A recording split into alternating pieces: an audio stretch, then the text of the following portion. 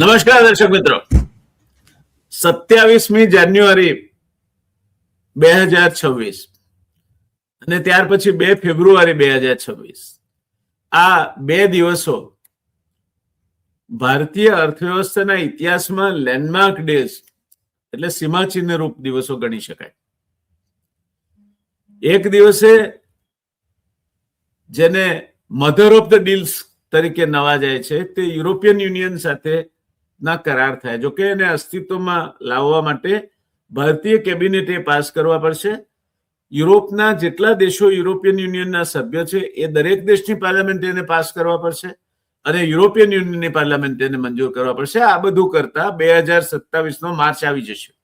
એટલે હજુ 1.25 વર્ષ પછી મધર ઓફ ધ ડીલ્સ એનું આપણને તાત્વિક રીતે લાભ મળતો થશે. ટ્રમ્પ સાથેના આપણા સંબંધો બ્લો હોટ બ્લો કોલ્ડ કરીને એક પિક્ચર આવ્યું હતું હું જયારે ભણતો ત્યારે. તે blow hot blow cold blow hot blow cold, ક્યારેક ટ્રમ્પ ખુશ થાય ક્યારેક નારાજ થાય, એમ ચાલ્યા કરતો હતો. એમાંથી એકાએક ટ્રમ્પ આપણા પર જાણે વરસી ગયા હોય એ રીતે બીજી તારીખે ડીલ મંજૂર થઈ ગઈ. પ્રથમ હાશકારો થાય કે હાશ, કારણ કે તર્કનો જવાબ હોય, વિતર્કનો જવાબ હોય, કુતર્કનો ના હોય. ટ્રમ્પ સાથેની ચર્ચાઓ બધી કુતર્ક બરાબર હોય છે.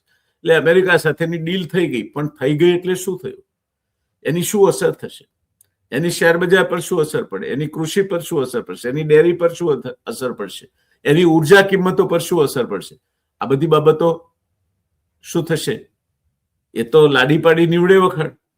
આજે તો હજુ ઇટ ઇઝ ઓવન ફ્રેશ, હજુ તો આમ હાથ અડાડીએ તો દજા એટલી ગરમ છે.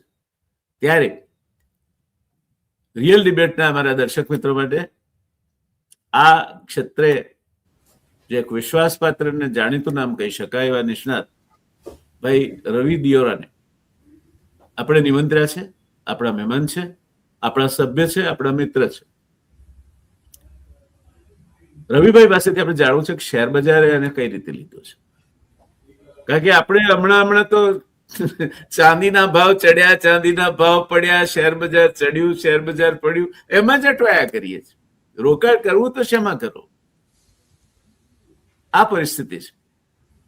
તો સીધા જઈશું રવિભાઈ પાસે. રવિભાઈ, સ્વાગત છે આપનું. તમારી સાથે જોડાયા. આજનો દિવસ હું જાણું છું આપના માટે બહુ પુષ્કળ, જેને કહેવાય બિઝી દિવસ છે. ઘણા બધા લોકોને તમારા આ અંગેના વિચારો જાણવાની તાલાવેલી છે. ઘણી બધી ચેનલો પર આપના શો આજે નક્કી થયેલા છે. ત્યારે આટલી બધી વ્યસ્તતાઓ વચ્ચેથી પણ તમે તમારી ચેનલ રિયલ ડિબેટ માટે સમય આપ્યો એ માટે ધન્યવાદ નથી કહેતો, પણ મારા દર્શક મિત્રો વતી, મારા વતી આપને ખૂબ ઉમળકા ભર્યો આવકાર આપો છું. અને હવે ઓવર ટુ યુ રવિભાઈ. ધન્યવાદ સર. ડેફિનેટલી મીન્સ કે બિઝી આ 3 રવિવાર પણ આ વખતે કામ કર્યું છે. રવિવારે પણ અમારું માર્કેટ ચાલુ હતું. સોમવારે આઈ થિંક એવું લાગ્યું કે હા એક ઇવેન્ટ ગઈ અને રાત્રે જ મેસેજ નીકળીને આવ્યો. જ્યારથી જે ફોટોસ મૂક્યા હતા ત્યારથી એક્ટિવ થઈ ગયા હતા. પહેલા એમને ફોટો મૂક્યો, ફોટો પછી સર્જિયો ગોરના કમેન્ટ આવ્યા કે સ્ટે ટ્યુન, એટલે મીન્સ કે 10:30 સુધી ટ્યુન રહ્યા અને ત્યારબાદ ડીલ જોઈ.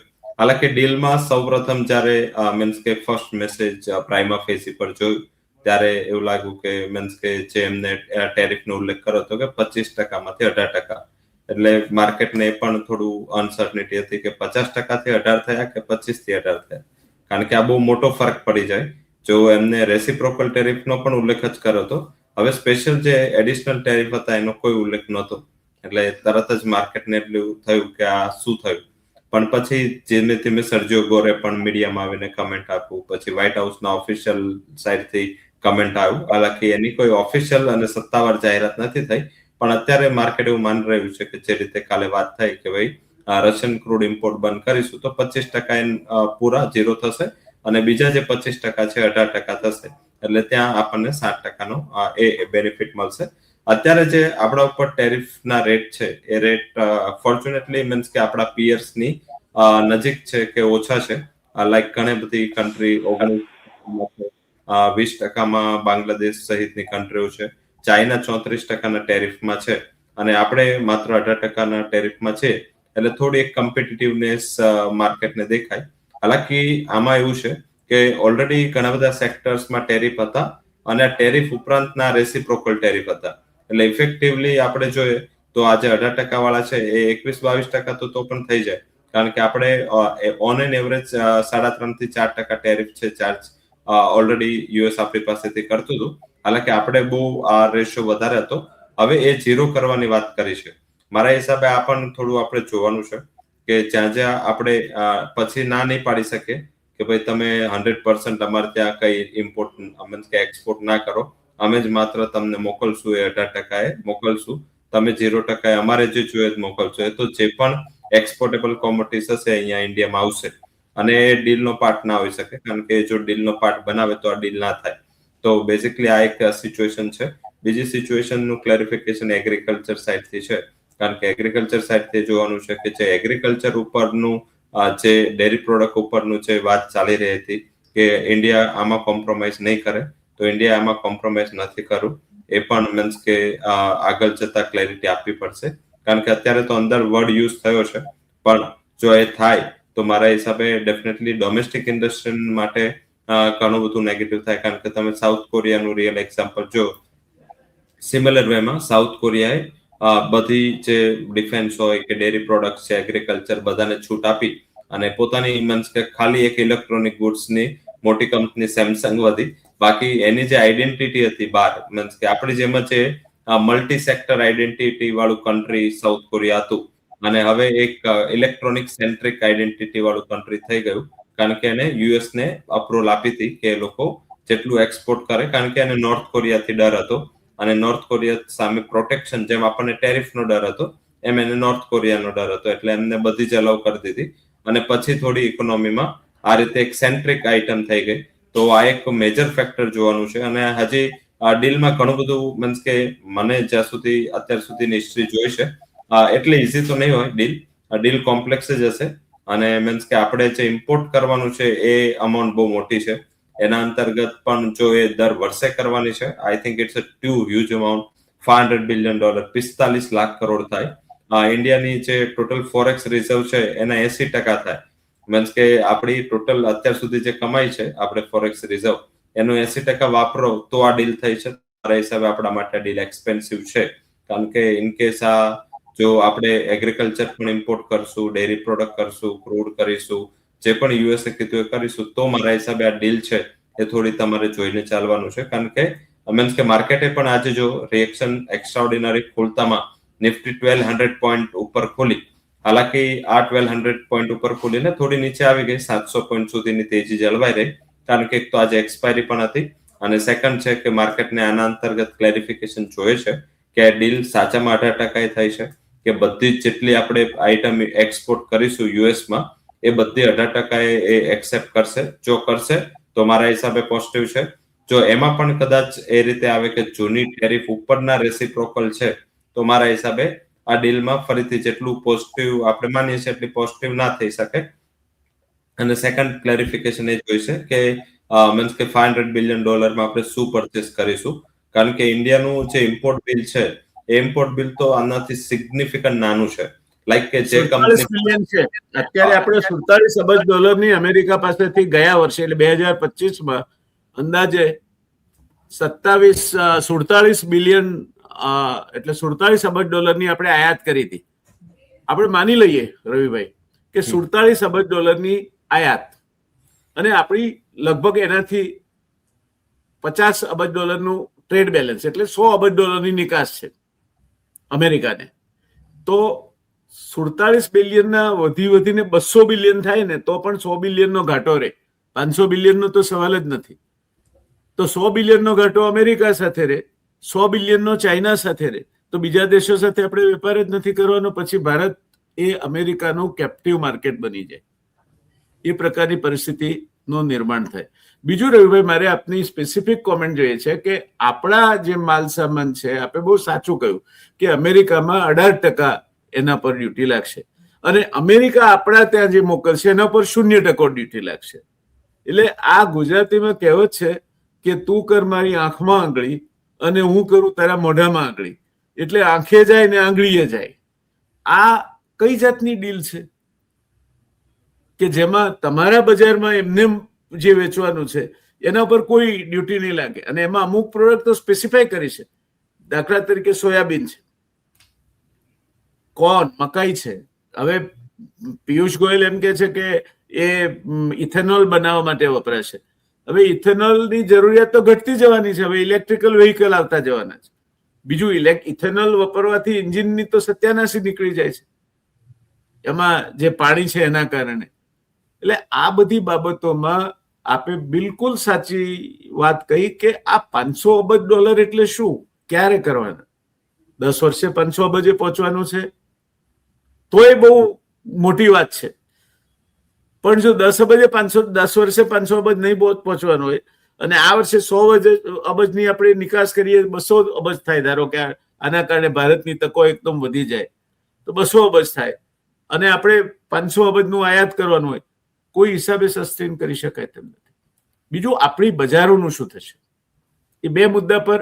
અને ત્રીજો, મારે આપની પાસે કોમેન્ટ જે છે કે રશિયા પાસેથી ઉર્જા નહીં ખરીદો એટલે તમારા ત્યાં એનર્જી કોસ્ટ મોંઘી થશે, તો તમારા ઇન્ડસ્ટ્રી અને ટ્રાન્સપોર્ટ સેક્ટરનું શું થશે? આ 3 મુદ્દે મારે તમારી સ્પેસિફિક કોમેન્ટ જોઈએ છે. ઝડપથી આઈ થિંક બધા વન સાઈડ આપણે જોઈ લીધું. ડેફિનેટલી મીન્સ કે અમુક સેક્ટર્સ છે એને માર્કેટ અત્યારે, કારણ કે ઘણી નકારાત્મક પરિસ્થિતિમાં સેક્ટર્સ જઈ રહ્યા હતા.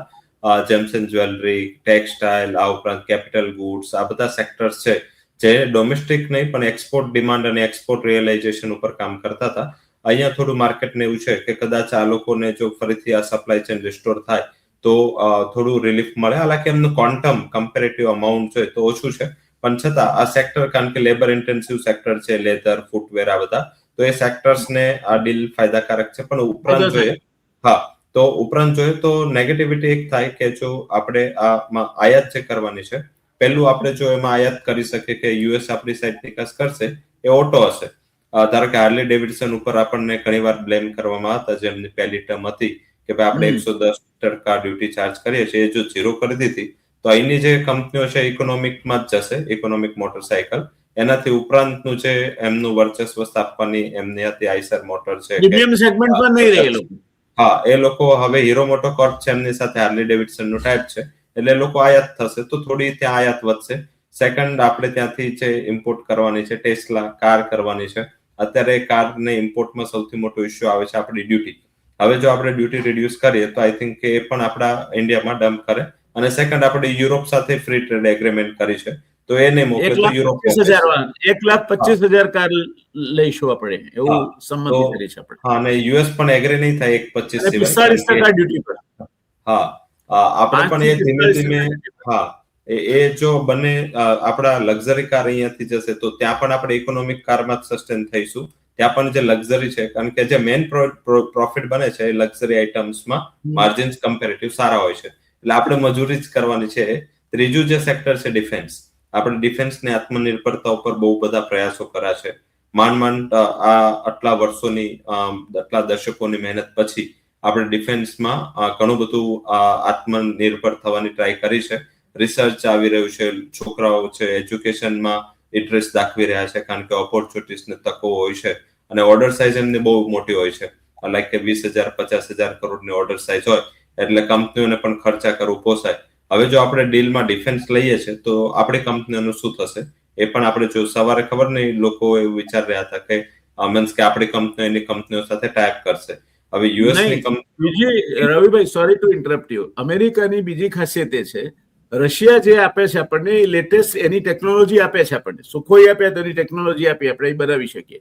અમેરિકાની મોટામાં મોટી તકલીફ એ છે કે પહેલા તો એની લેટેસ્ટ જનરેશન વાળી આઇટમ્સ આપણને આપશે નહીં, અને બીજું ટેકનોલોજી ટ્રાન્સફર નહીં કરે.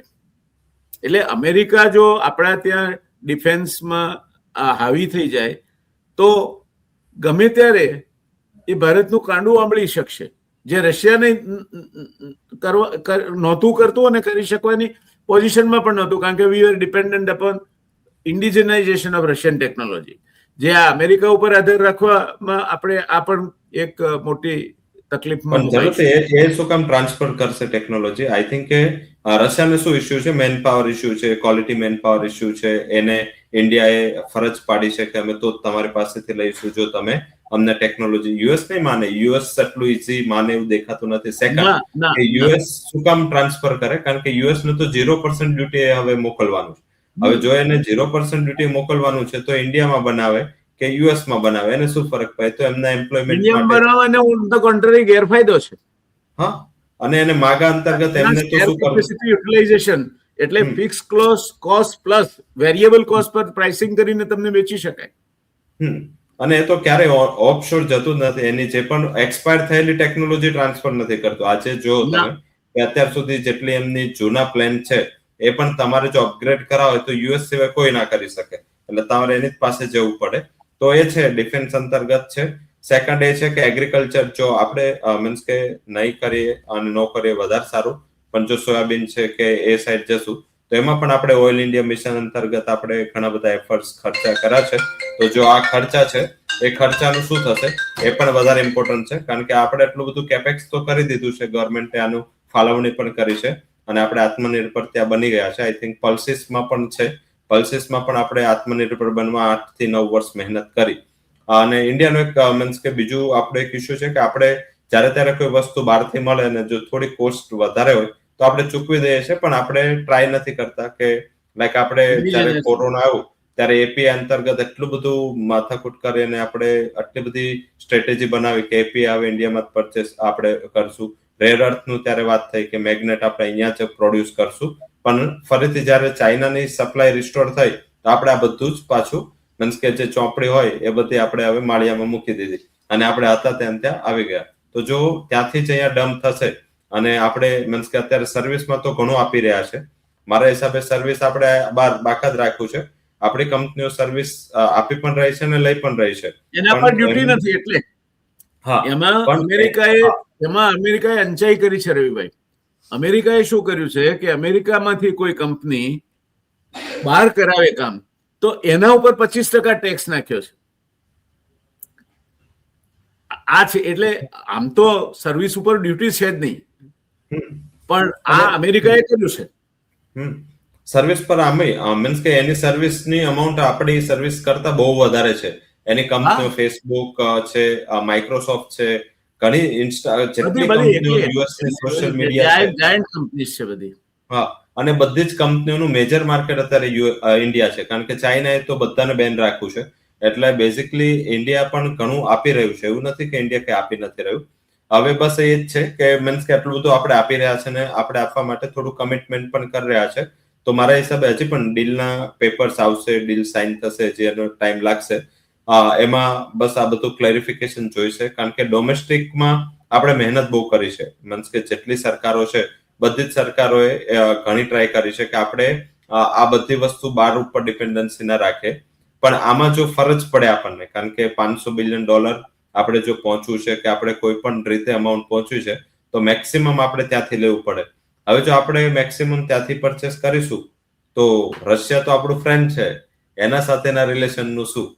જો આપણે જેટ ત્યાંથી લઈશું, આપણે ફાઇટર હેલિકોપ્ટર ત્યાંથી લઈશું, આપણે ક્રૂડ ત્યાંથી લઈશું અને જો રશિયાથી સદંતર આપણે આ બધું બંધ કરી દઈશું તો રશિયા અને ઇન્ડિયાના રિલેશન જે મીન્સ કે અત્યાર સુધી તો મીન્સ યુએસ આપણું ભરોસાપાત્ર સાથી નથી રહ્યું, પણ રશિયા ઓલવેઝ રહ્યું છે. તો રશિયા સાથે આપણે વેપાર બંધ કરીશું તો આગળ આપણું પણ એક્સપોર્ટ રશિયા હશે તો એ પણ થોડું પ્રોબ્લેમમાં મુકાશે. અને આપણા પણ મીન્સ ટેકનોલોજી ટ્રાન્સફર એમને અહીંયા કરી છે અને આપણી બધી જ ડિફેન્સ કંપનીઓ ટેકનોલોજી પર ચાલે છે. હવે એ જો ટેકનોલોજી ટ્રાન્સફરનું કેન્સલનો ઓર્ડર એક પણ આવે તો મારા હિસાબે એ બંને સાઈડથી આપણે તો મીન્સ કે હવે આપણે બેલેન્સ નહીં ખાય જેવું થાય. મેં આગળ પણ આપણે ઘણીવાર મીન્સ કે ઘણીવાર દર્શકોને એવું લાગે કે આપણે કંઈક બોલ્યું, પણ એમાં શું થાય કે આપણે બંને સાઈડ જે છે ને અત્યારે વર્લ્ડ એવું છે એ જગ્યાએ છે કે તારે એક જ સાઈડ લેવી પડે. આમાં ડિપ્લોમેસીથી જો તમે ડબલ સાઈડ લેશો તો મીન્સ કે બંને સામેવાળા કમાઈ જશે અને આપણે બંને સાઈડમાં એક સાઈડ પીસાતું રહેવું પડશે. તો એક સાઈડ લેવી પડશે એટલે એ બહુ મોટું હિસ્ટોરિકલ ડિસિઝન હોવું જોઈએ. આઈ થિંક જો તમે બધું જ ત્યાંથી શિફ્ટ કરો છો, અને હાલાકી રશિયાએ આજે કમેન્ટ આપ્યું છે કે ઇન્ડિયા સાઈડથી કોઈ પણ વાત નથી થઈ, હાલાકી કઈ સવારે ઇન્ડિયા કોલ કરીને નાખે, અને આવી વસ્તુ તો ના જ કહેવાય કે ભાઈ અમે તમારે ત્યાંથી લઈ લઈએ. એટલે બેઝિક આજે રશિયાએ સફાઈ આપી છે, પણ હજી ઇન્ડિયા સાઈડથી કોઈ સફાઈ નથી. સ્ટેટમેન્ટ મિસચીવિયસ છે. હા, એટલે બેઝિક આપણે હજી પણ બેઝિક આખું ડીલ સાઇન કરશું જ્યારે, અને ડીલ સાઇન નથી થઈ હજી ખાલી ટ્વીટ આવી છે કે હજી સોશિયલ ટ્રુથ પર આ કમેન્ટ્સ આવી છે. એટલે હજી ડીલ સાઇન થાય ને એનું પેપર આવે તો પછીથી જો તમે એ મેપ કરો તો મારા હિસાબે તમારે વધારે તમને આની અસર આવે. પ્રથમ દ્રષ્ટિએ રવિભાઈ, આ $500 બિલિયન નું માલ અમેરિકા પાસેથી આપણે ખરીદીશું, એમાં કાં તો કંઈક પ્રિન્ટિંગ એરર છે, કાં તો કોઈ ગ્રોસ મિસ્ટેક છે, કારણ કે આપણો કુલ આયાત વેપાર $700 બિલિયન નો છે. એમાં આપણે $500 બિલિયન અમેરિકા પાસેથી ખરીદીશું અને $150 બિલિયન પાસેથી ખરીદીશું. એટલે બસ આ બે દેશ સાથે વેપાર કરીને આપણે બેસી જઈશું. બીજા કોઈ દેશ યુરોપિયન યુનિયન સાથે ડીલ કરીએ એનું શું? ત્યાં તો ફ્રી ટ્રેડ કર્યું છે. એટલે હવે I think trade free agreement છે કે ફ્રી ટ્રેડ એગ્રીમેન્ટ છે એ નથી ખ્યાલ. જો ટ્રેડ ફ્રી એગ્રીમેન્ટ છે, લાઈક કે આ બંનેનું ખાલી એક જ વર્ડ આગળ પાછળ છે. જો યુએસ સાથે આપણે જે ડીલ, લાઈક આપણે એક જ વર્ષમાં $500 બિલિયન કરવાનું છે, તો EU સાથેની ટ્રેડ ફ્રી એગ્રીમેન્ટ છે, એટલે ટ્રેડ જ નહીં થાય. ફ્રી ટ્રેડ એગ્રીમેન્ટ નહીં, પણ ટ્રેડ ફ્રી એગ્રીમેન્ટ ગણી શકાય. FTA ની જગ્યાએ TFA છે. આપણે રાહ જોઈ રહી ટૂંકમાં. કારણ કે $500 બિલિયનનો જે આંકડો છે, 3 મુદ્દે રવિભાઈ આપણે દર્શક મિત્રોને હું આપની મંજૂરી સાથે કહેવા માંગુ છું. 3 મુદ્દામાં આપણે રાહ જોવી પડશે. પહેલી, રશિયા સાથેનું ક્રૂડની કુલ પરચેસની 0 ક્યારથી થઈ જાય છે. બીજું, આ $500 બિલિયન અમેરિકા પાસેથી ખરીદવામાં ક્યાંક ગડબડ છે, કઈક ભૂલ છે, અમેરિકા બે પાસેથી જ આયાત કરીએ, એ પ્રકારની પરિસ્થિતિનું નિર્માણ થાય.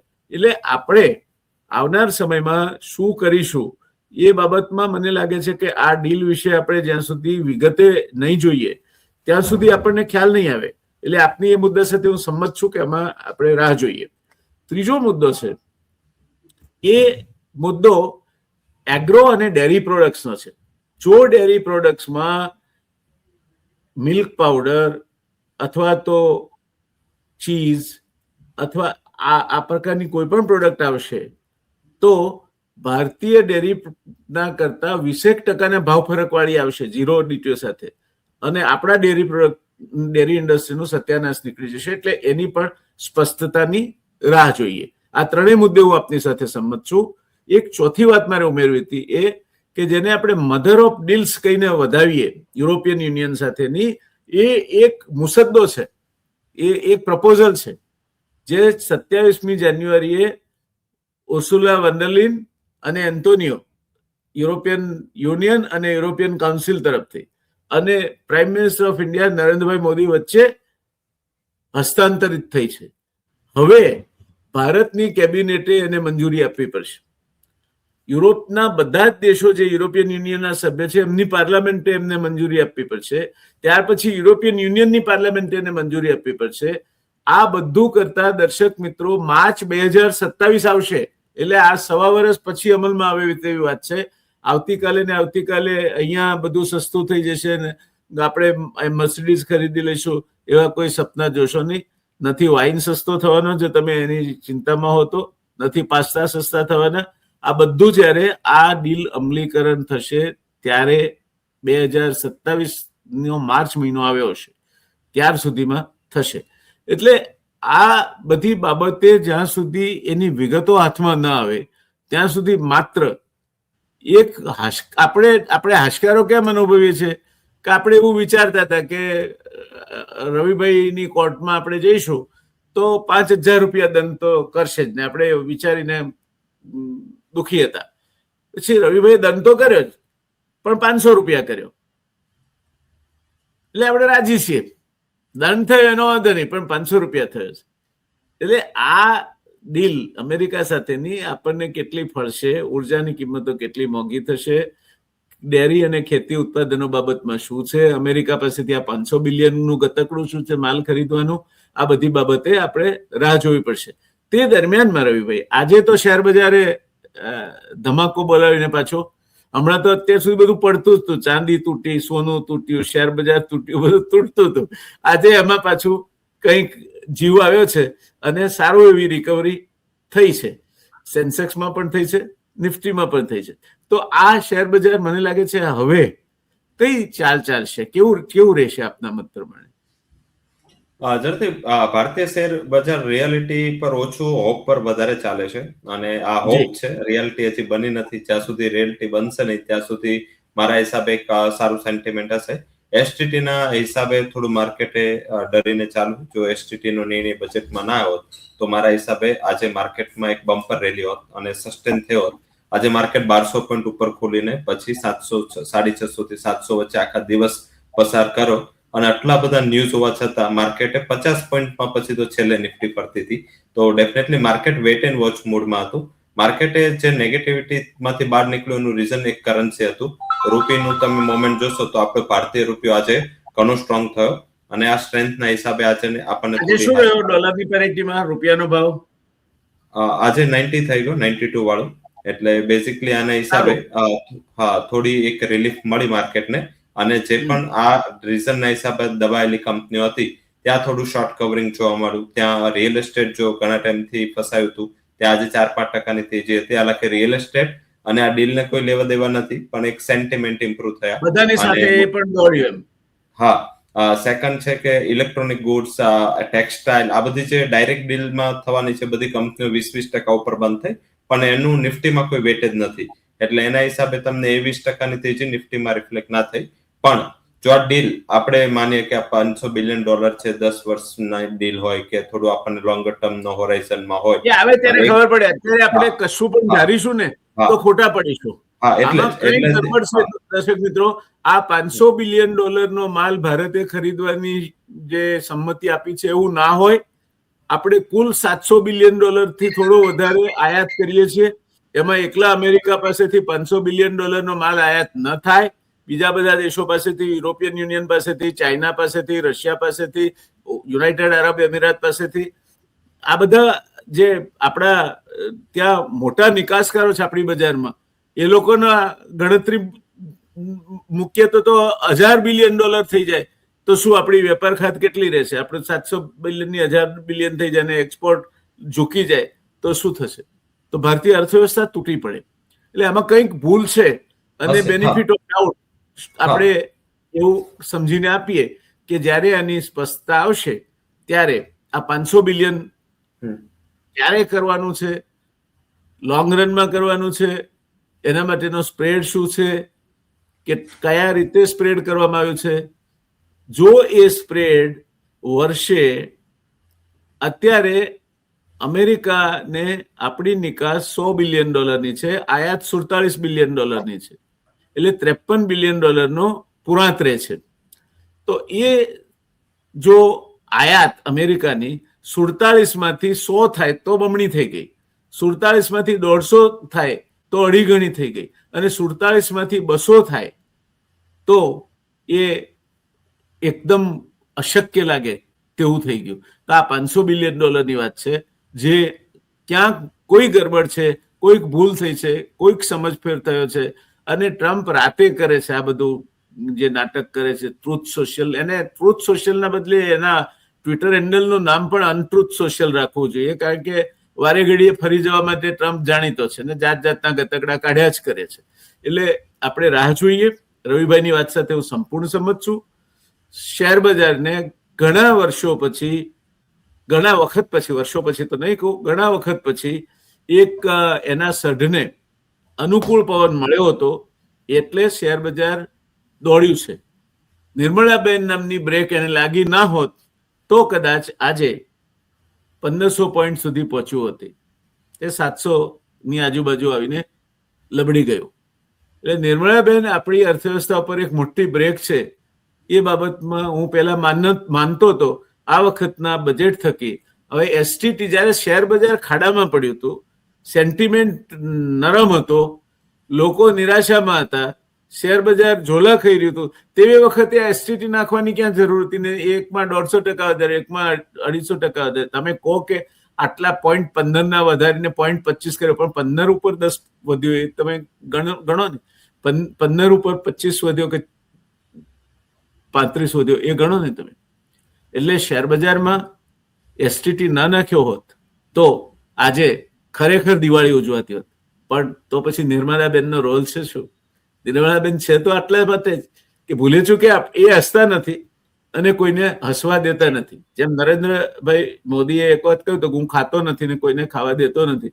આપણે સાચું ખોટું કેટલું એની ચર્ચામાં ન પડીએ, પણ નિર્મલાબેન માટે હું ચોક્કસ કહી શકું કે નિર્મલાબેન હસતા નથી અને કોઈને હસવા દેતા નથી. હંમેશા રુદ્ર સ્વરૂપા હોય છે અને એ જ રીતે ચાલે છે.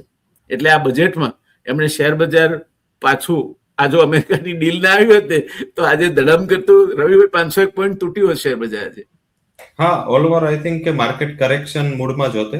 મારા હિસાબે આ જે ડીલ છે અને ડીલના અનાઉન્સમેન્ટ છે એના હિસાબે હા, અને મીન્સ કે જે બજેટના દિવસે આપણે લો બનાવ્યો હતો 2 દિવસ મીન્સ કે પહેલા જ, એ મારા હિસાબે હવે શોર્ટ ટર્મ માટે બોટમ બની ચૂક્યું છે. જે આપણે આગળના શોમાં પણ ઘણીવાર ચર્ચા કરી છે. હવે જે માર્કેટનું કોન્સન્ટ્રેશન અને ફોકસ છે, આ ડીલ પછી આરબીઆઈ ની પોલિસી શુક્રવારે છે, ત્યાંથી થોડી આશા મને દેખાઈ રહી છે. રેટ કટ નહીં આવે પણ પોલિસી ડવિશ રહેશે અને તમને એવું ઇન્ડિકેશન રહેશે કે ભાઈ, કારણ કે હવે આરબીઆઈ પાસે બજેટ પણ છે અને આરબીઆઈ પાસે ડીલ પણ છે. એટલે આરબીઆઈ કઈ દિલથી આપે તો માર્કેટ પણ દિલથી ચાલે. અને એના પછી આવતા વીકમાં 10 તારીખે MSCI ની જે આપણે ઘણા ટાઈમથી ચર્ચા કરી રહ્યા છે, બહુ ચર્ચિત મીટિંગ છે, જેમાં કોરિયાને જો ડેવલપ ઇકોનોમીના ઇન્ડેક્સમાં લઈ જવામાં આવે તો આપણે પછી જગ્યા થાય જી, તો આપણી પાસે બહુ મોટો સ્કોપ ખુલે અને અત્યારે રાઈટ ટાઈમે આ છે. જો એ જગ્યા થાય મારા હિસાબે તો આ 2 ડિસિઝન છે. એક ડિસિઝન તો કન્ફર્મ છે જે કદાચ તમને શુક્રવારે જોવા મળે, પણ જે સોમવાર આવતા મંગળવાર વાળું ડિસિઝન છે એમાં ઇફ એન્ડ બટ્સ છે, પણ એ ત્યાં તમને ગાઈડલાઈન આવી જશે.